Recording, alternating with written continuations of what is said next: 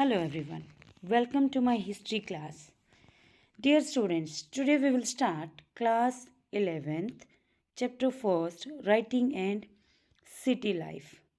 So in this chapter, we will know how the writing begins, what were the requirements of writing, and how the city life developed in Mesopotamia, that is now a part of Iraq. Dear students, we all know that invention is the mother of necessity. When we need something, जब हमें लगता है कि कुछ किसी चीज़ की हमारी life में बहुत ज़्यादा ज़रूरत है, then we source the thing. जब भी हमें लग रहा है कोई प्रॉब्लम है, उस प्रॉब्लम का सॉल्यूशन ढूंढते हैं. So this is the main reason. कुछ प्रॉब्लम्स ट्रेडिंग वगैरह के लिए कुछ ऐसी प्रॉब्लम्स फेस करनी पड़ी इन द एंशियंट टाइम के जो रिटन मटेरियल की जिसको नीड थी, सो दैट राइटिंग इंट्रोड्यूस होती है. So we will read everything in this chapter. So let us start. City life began in Mesopotamia. Mesopotamia. Meaning of this land is, you can see, the name Mesopotamia is derived from the Greek words mesos, meaning middle, and potamos, meaning river. It means two rivers के middle में, the part which lies between two rivers, the land between the Euphrates and the Tigris rivers, that is now part of the Republic of Iraq. So you can see this map. Check. This is river Tigris and Euphrates, and the part between these two rivers, this is called Mesopotamia, जो आज Iraq का एक part है. Clear? ये आपको clear दिख रहा है यहाँ पे. So and these are the main cities.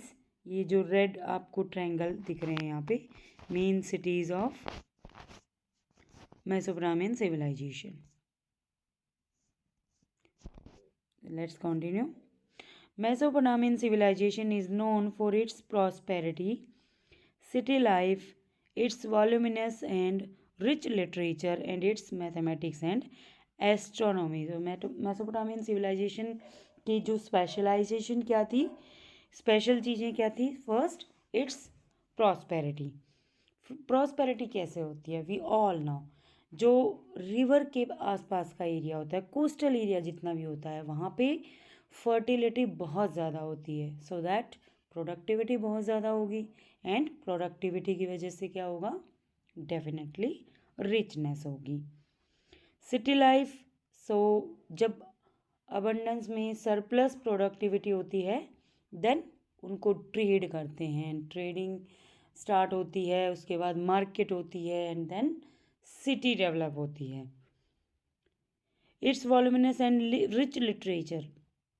Literature के बारे में पढ़ेंगे, किस तरह लिटरेसी राइटिंग्स जो इंट्रोड्यूस होती हैं मेसोपोटामिया में. It's mathematics and astronomy. Mathematics के बारे में एंड एस्ट्रोनॉमी के बारे में, इसके लिए ये ज़्यादा फेमस है. Mesopotamia's writing system and literature spread to the eastern Mediterranean. अगर हम मेसोपोटामिया का जो राइटिंग सिस्टम है वो स्प्रेड होता है ईस्टर्न मेडिटेरेनियन में, मेडिटेरेनियन सी के ईस्टर्न साइड में, northern Syria and Turkey after 2000 BCE. 2000 BCE के बाद वहाँ पे इंट्रोड्यूस होता है ये. So that the kingdoms of that entire region were writing to one another. Definitely अब वहाँ पे सब अगर राइटिंग से इंट्रोड्यूस हो गई थी, वहाँ पे सबको राइटिंग के बारे में पता था, तो वो एक दूसरे को राइट करते होंगे, लिखते होंगे, लेटर सेंड करते होंगे, इंफॉर्मेशन सेंड करते होंगे, and to the pharaoh of Egypt. And कहाँ तक? इजिप्ट के दायरे तक. In the language and script of Mesopotamia. किस स्क्रिप्ट ने? मेसोपोटामिया की जो स्क्रिप्ट थी उसके साथ. Here we shall explore the connection between city life and writing. अब हम यहाँ पे यही पढ़ेंगे, सिटी लाइफ और राइटिंग के बीच में क्या कनेक्शन है। And then look at some outcomes of a sustained tradition of write. Then उसके बाद हम पढ़ेंगे किस तरह राइटिंग जो है वो कंटिन्यू होती है एंड क्या इसके बेनिफिट्स होते हैं। In the beginning of recorded history the land mainly the urbanized south see discussion. अभी हम नीचे जो देखेंगे ना अर्बनाइजेशन, साउथ का जो अर्बनाइज्ड एरिया है बेबीलोनिया जिसे बोलते हैं, वो कॉल्ड सुमेर एंड अक्कड़। सो उसे क्या बोलते थे, सुमेर एंड अक्कड़ के नाम से जानते थे। After 2000 BCE when Babylon became an important city. Babylon 2000 BCE के बाद बेबीलोन जो है वो एक इम्पोर्टेंट सिटी बन जाती है। बेबीलोनिया जो है वो सदर्न रीजन के लिए यूज़ किया जाता था। ये word, the term Babylonia was used for the southern region. From about 1100 BCE, when the Assyrian established their kingdom in the north, the region became known as Assyria. जब Assyrian अपना kingdom establish करते हैं तो उस area को किस नाम से डिनोट करते हैं, Assyria. The first known language of the land was Sumerian. Sumer जगह का नाम है तो उस लैंग्वेज का नाम क्या रखा उन्होंने, Sumerian. It was gradually replaced by Akkadian around 2400 BCE when Akkadian speakers arrived. जब उस एरिया में अकेडियन स्पीकर पहुंचते हैं तो जो सुमेरियन लैंग्वेज थी वो अकेडियन लैंग्वेज से रिप्लेस हो जाती है। This language flourished till about Alexander's time. Alexander के टाइम तक ये सेम लैंग्वेज जो है वो इंट्रोड्यूस रहती है, यही चलती है। 336 से 323 BCE का टाइम था अलेक्जेंडर का time, with some regional changes occurring. Definitely कुछ रीजनल जो हैं चेंजेस हुए होंगे, रीजनल लैंग्वेज होंगी कुछ डिफरेंट एरियाज में। From 1400 BCE Aramaic also trickled in. 1400 BCE के बाद अरामीक लैंग्वेज भी इसके साथ ही साथ चलती है। This language similar to Hebrew. ये जो अरामीक लैंग्वेज है ये हेब्रू के सिमिलर है, जो आज भी कुछ पार्ट्स में, इराक के कुछ पार्ट्स में बोली जाती है। Became widely spoken after 1000 BC। 1000 BC के बाद बहुत ज़्यादा बोली जाती थी और आज भी बहुत पार्ट्स में बोली जाती है। This blue portion in full book, जो ये ब्लू पोर्शन है इसमें आपको ये नॉलेज होगी, इसमें आपको ये रिकॉर्ड पता चलेगा कि ये जो हिस्ट्री हमने ये राइटिंग और सिटी लाइफ की मेसोपोटामियन सिविलाइजेशन को जो रिकंस्ट्रक्ट किया है वो कहाँ से किया है, उसके एविडेंस हमें कहाँ मिले हैं, कौन कौन सी राइटिंग्स या किन बुक्स से हमें इन सब के एविडेंस कलेक्ट हुए हैं। Archaeology in Mesopotamia began in the 1840s। Archaeological work जो है वो 1840s में स्टार्ट होता है। At 1 or 2 sites including Uruk and Mari, जो मेन सिटीज़ थी मेसोपोटामियन सिविलाइजेशन में, मेन सिटीज़ हैं दोनों। एग्जीक्यूशंस कंटिन्यूड फॉर डिकेड्स, काफ़ी डिकेड्स, कई सालों तक, डिकेड होता है 10 ईयर का, कई डिकेड्स तक चलती रही।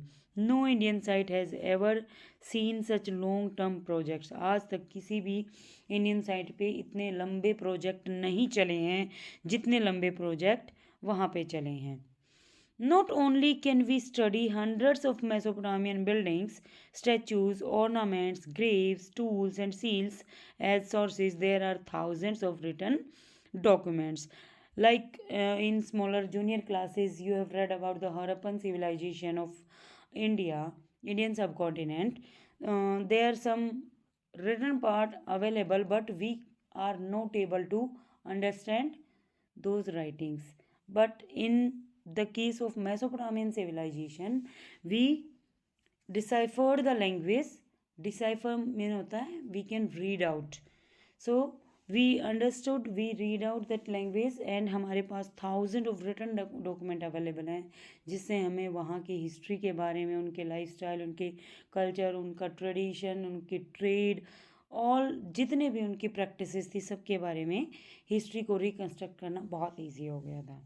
Mesopotamia was important to Europeans because of reference to it in the Old Testament. Old testament में एक रेफरेंस दिया गया है, एक माना गया है, उनके बिलीव्स हैं कि उनका जो ओरिजिन है वो मेसोपोटामिया से ही है। The first part of the Bible, Bible के जो फर्स्ट पार्ट में ओल्ड टेस्टामेंट है उसमें गिवन है, for instance the book Genesis of the Old Testament refers to Shimar. Shimar को जो ओल्ड टेस्टामेंट उसमें शिमर का को रेफर किया है, meaning Sumer, as a land of brick build cities. तो उनका इसका जो जिक्र है शिमार, सिमार से उन्होंने सुमेर को माना है। इट मीन्स उनका ओरिजिन यहाँ है, वहाँ से वो बिलोंग करते हैं। Travellers and scholars of Europe looked on Mesopotamia as a kind of ancestral land. Ancestral वो उनकी पूर्वजों की ज़मीन है। ये यूरोपियन जितने भी ट्रेवलर्स और स्कॉलर्स हैं वो यही बिलीव करते थे। And when archaeological work begin in the area there was an attempt to prove the literal truth of the Old Testament. और जैसे आर्कियोलॉजिकल वर्क वहाँ पे स्टार्ट होता है तो एक लिटरल ट्रूथ ओल्ड टेस्टामेंट का वहाँ पे क्लियर हो जाता है। What was it? See this, left hand side में देखेंगे, according to the Bible the flood was. देखो बाइबल में एक ओल्ड टेस्टामेंट ऐसे रिटन है, कहा गया है कि जब फ्लड आने वाली थी पूरी अर्थ को डिस्ट्रॉय करने के लिए, तो गॉड ने चूज़ किया था एक पर्सन को, नोहा। नोहा जो थे उनको चूज़ कर लिया था, और ये क्या करने के लिए कि वो अर्थ पे लाइफ को कंटिन्यू करेंगे। सो गॉड ने नोहा को चूज़ किया and to ensure that life could continue after the flood. तो गॉड उनको ड्रीम में आए, गॉड ने चूज़ किया और नोहा को बताया कि आपको एक बड़ी सी बोट बनानी है और सभी स्पीसीज का एक एक पेयर लेके और अपनी फैमिली को लेके आपको जो फ्लड होगी उससे दूर डिस्टेंट एक लैंड पे जाके जहाँ पे भी आपको लाइफ अवेलेबल हो वहाँ पे आपको पहुँचना है और लाइफ को अर्थ पे बनाए रखना है, कंटिन्यू करना है। सो उन्होंने सेम वही प्रोसीजर फॉलो किया। Noah built a huge boat an ark, एक आर्क शेप की उन्होंने बड़ी सी बोट बनाई। He took a pair of each of all known species of animals and birds on board the ark. Ark वो जो boat का आर्क शेप जो बोट उन्होंने बनाई थी, इस बोट आर्क के ऊपर उन्होंने सभी स्पीसीज एनिमल्स और बर्ड्स की रखी। विच सर्वाइव्ड द फ्लड, जो फ्लड से सर्वाइव कर पाए। There was a strikingly similar story in Mesopotamian tradition. Same story Mesopotamian tradition में भी है, जिसमें कैरेक्टर्स जो हैं उनके नेम थोड़े डिफरेंट हैं। वेयर प्रिंसिपल कैरेक्टर कॉल्ड जीवसुद्रा और उत्नपिष्टिम। जो नोहा है, यहाँ पे बाइबल में नोहा कैरेक्टर है और वहाँ पे जीवसुद्रा जो हैं वो मेन कैरेक्टर हैं। From the mid-19th century, there was no stopping the enthusiasm for exploring the ancient past of Mesopotamia. Mid-19th अगर सेंचुरी की बात करें 1850s 40s 50s का जो टाइम था, वहाँ पे कॉन्टीन्यूस वो अपने एंशियंट पास्ट को मेसोपोटामिया में ही ढूंढ रही थी। In 1873, a British newspaper funded an expedition of the British Museum to search for a tablet narrating the story of the flood mentioned in the Bible. अब 1873 में एक न्यूज़पेपर ने फंड्स रिलीज़ किए, उन्होंने इसके एक्सपेंडिचर को उठाया, अपने हाथों में लिया, उन्होंने पैसे दिए किसके लिए कि वो जो टैबलेट्स हैं, जो थाउजेंड्स ऑफ टैबलेट्स थी रिटन रिकॉर्ड की, उनमें वो टैबलेट ढूंढो जिसमें जो बाइबल की ओल्ड टेस्टामेंट वाली स्टोरी है वो सेम स्टोरी वहाँ पे है। बाय द 1960s 1873 से 1960s तक इट वॉज इन अंडरस्टूड, बहुत कुछ उन्होंने सारा का सारा सर्च किया और ये समझ में आ गया कि ऐसी कोई स्टोरी है ही नहीं, ऐसी कोई जो बातें कही गई हैं ना वो सच नहीं है। It was understood that the stories of the Old testament were not literally true, ये रियल में सच नहीं है, but may have been ways of expressing memories about important changes in history। हाँ, कुछ मेमोरीज़ को वो जो हिस्ट्री में हमारे जो चेंजेस हुए हैं उनको एक्सप्रेस करने के लिए ये हेल्पफुल हैं। Gradually archaeological techniques became far more sophisticated and refined. सब जो आर्कियोलॉजिकल टेक्निक थी वो और ज़्यादा मॉडर्न, ज़्यादा अगर हम कहें टूल्स उनके पास हो गए थे, एंड रिफाइंड मेन ज़्यादा प्योर हो गई थी, including reconstructing the lives of ordinary people, establishing the literal truth of biblical narratives receded into the background. So उन्होंने हिस्ट्री की ऑर्डिनरी पीपल की लाइफ को भी वहाँ पे रिकन्स्ट्रक्ट किया। लिटरल ट्रूथ जो भी बाइबलिकल नरेटिव था उसके लिटरल ट्रूथ को भी उन्होंने बैकग्राउंड में लोगों को बताया। Much of what we discuss subsequently in the chapter is based on these later studies. उसके बाद जो स्टडीज़ हुई ना उसके बाद की, पहले जो बिलीव्स थे उनके अकॉर्डिंग नहीं है हमारे इस चैप्टर में। We will read after the studies, जो स्टडी करने के बाद उन्होंने जो जिस थ्योरी को फॉलो किया। So this is the map, यहाँ पे आपको दिख रही हैं बेबीलोन, उरुक और मरी, ये जो मेन 4 सिटीज़ हैं। Mesopotamia and its geography. Mesopotamia lie कहाँ पे करता है, कैसी इसकी ज्योग्राफी है। Iraq is a land of diverse environment, अलग अलग तरह का एनवायरनमेंट है। In the north east lie green undulating plains, undulating होते हैं थोड़े से ऊपर नीचे, एक तो बिल्कुल ऐसा प्लेन होता है जिसमें कहीं भी एलिवेटेड एरिया नहीं होता, ये एंडुलेटेड होता है जिसमें कहीं कहीं थोड़ा थोड़ा एलिवेटेड ऊपर उभरा हुआ सा होता है area. Gradually rising to tree covered mountain ranges with clear streams and wild flowers. So gradually जब वो बढ़ता है, देखो पहले तो अंडुलेटिंग प्लेन है जहाँ थोड़े थोड़े उबड़ खाबड़ से हैं, बट फिर उसके बाद जब वो माउंटेन्स तक जाते हैं तो जो माउंटेनियस एरिया है वहाँ पे ट्रीज़ ने कवर किया हुआ है उसको, एंड डिफरेंट डिफरेंट टाइप के वाइल्ड फ्लावर्स हैं।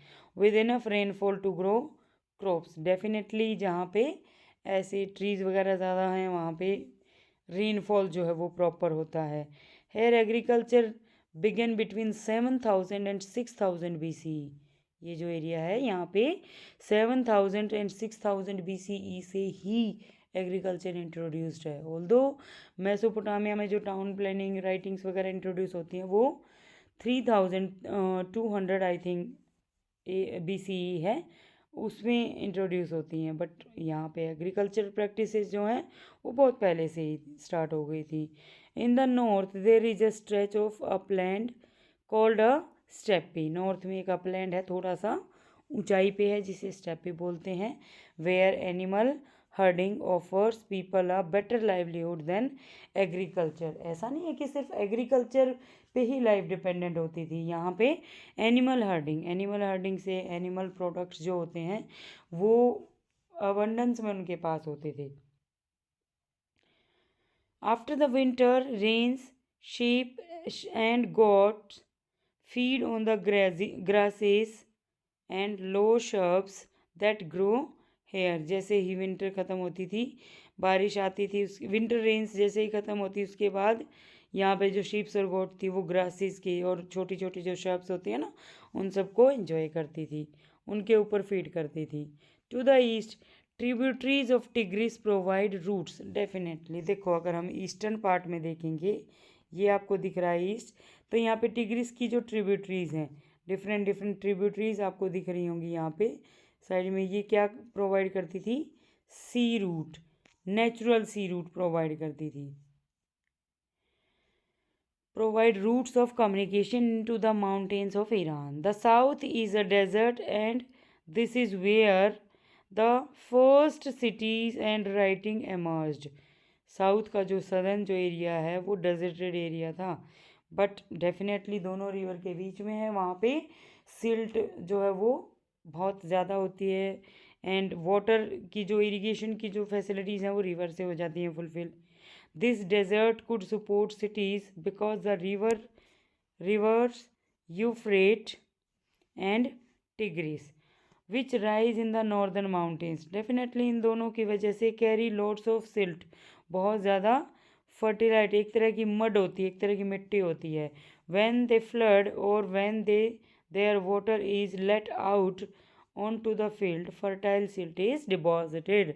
जैसे ही वो पानी ऊपर से नीचे आता है ना माउंटेनियस एरिया से, तो जो फर्टाइल सिल्ट होती है वो डिपॉजिट हो जाती है। You can see this map, ये डेजर्ट वाला एरिया दिख रहा है आपको नीचे, ये बेबीलोन का जो एरिया है उरूक एंड उर। एंड बाद में ये क्या होता है, बहुत ही ज़्यादा प्रॉस्पेरस हो जाता है एग्रीकल्चर की प्रैक्टिसेस से। After the Euphrates has entered the desert, जैसे ही यूफ्रेट इस डेजर्ट में पहुंचती है, देखो क्या होता है, रेत जो होता है ना उसमें वाटर का डाइवर्जन थोड़ा जल्दी हो जाता है, रेत जो है वो जल्दी क्या हो जाता है, वो कट जाता है, इसकी वजह से वो जल्दी से अपना रास्ता बना लेती है रेत से। दीज चैनल्स, तो क्या होते हैं, जैसे इसमें आती है तो water flows out into small channels, छोटे छोटे चैनल्स में वो कहीं कहीं अपना रास्ता बना लेते हैं। These channels flood their banks and in the past functioned as irrigation canals. तो ये जो हैं ये अपने किनारों पे फ्लड, बिल्कुल गहरा पानी होता है इनमें, एंड पास्ट की अगर बात करें तो इरिगेशन के लिए, नेचुरल इरिगेशन के लिए ये काम करते थे, इरिगेशन कैनाल्स के रूप में। Water could be let in to the field of wheat, barley, peas और लेंटिल्स व्हेन नेसेसरी। जब भी ज़रूरत होती थी तो पानी जो है वो इनमें इरिगेशन के लिए पानी में पहुंचा दिया जाता था। Of all ancient systems that of the Roman empire included, it was the agriculture of southern Mesopotamia that was the most productive. अगर हम रोमन एम्पायर की बात करें या उससे बाद की बात करें तो सबसे ज़्यादा साउथ सदर्न मेसोपोटामिया वाला जो जो बेबीलोन वाला जो पार्ट है, उरूक वाला जो पार्ट है, वहाँ पे सबसे ज़्यादा वर्ल्ड के सबसे ज़्यादा प्रोडक्टिव एरिया था वो। Even though the region did not have sufficient rainfall to grow crops. ये तो कब था, ये हाल कब था, जब वहाँ पे सफिशिएंट रेनफॉल भी नहीं होता था उसके इरिगेशन के लिए। Not only agriculture, Mesopotamian sheep and goat that grazed on the steppe, the northeastern plains and the mountain slopes, that is on tracts too high for the rivers to flood and fertilize। कुछ area ऐसे हैं ना जो अपर upland है, वहाँ पे river की flood और फर्टिलाइज सिल्ट वहाँ पे नहीं पहुँच पाती, जिसकी वजह से वो लोग क्या करते हैं, produced meat, milk and wool in abundance. Animal herding पे वो डिपेंडेंट है। अप लैंड वाला जो एरिया वहाँ पे ग्रास वगैरह, ग्रासलैंड जो है वो अच्छे से वहाँ पे होते थे, जिसकी वजह से वो एनिमल हर्डिंग करते थे। And produced meat, milk and wool in abundance. Definitely animal अगर वो होंगे उनके पास तो ये सारे एनिमल प्रोडक्ट जो हैं वो उनके पास अबंडेंस में होंगे। Further fish was available in rivers and date palms gave fruit in summer. तो इस तरह के जो फ्रूट वहाँ पे मिलते थे, रिवर फिश जो है वो रिवर्स में होती थी। Let us not however make the mistake of thinking that cities grew simply because of rural prosperity। Definitely ऐसा नहीं है कि ये गलती करने की कोई ज़रूरत नहीं है कि हम सोचें कि रूरल प्रॉस्पेरिटी थी जिससे सिटीज़ ग्रो होती हैं। नहीं, सिटीज़ जो हैं वो step by step grow up होती हैं, ट्रेडिंग होती है, मार्केट की नीड होती है। So in next topic we will read about the city life. कौन कौन से फैक्टर्स हैं जिसकी वजह से सिटी लाइफ बिगिन होती है, स्टार्ट होती है। We shall discuss other factors by and by, but first let us be clear about city life. जो बाकी फैक्टर्स उनके बारे में बाद में हम पढ़ेंगे, सबसे पहले हम किसके बारे में जानेंगे, about the city life, how the city life begin. So this is enough for now. In next video we will start from next topic, the significance of urbanism. Now thank you very much and have a nice day to everyone.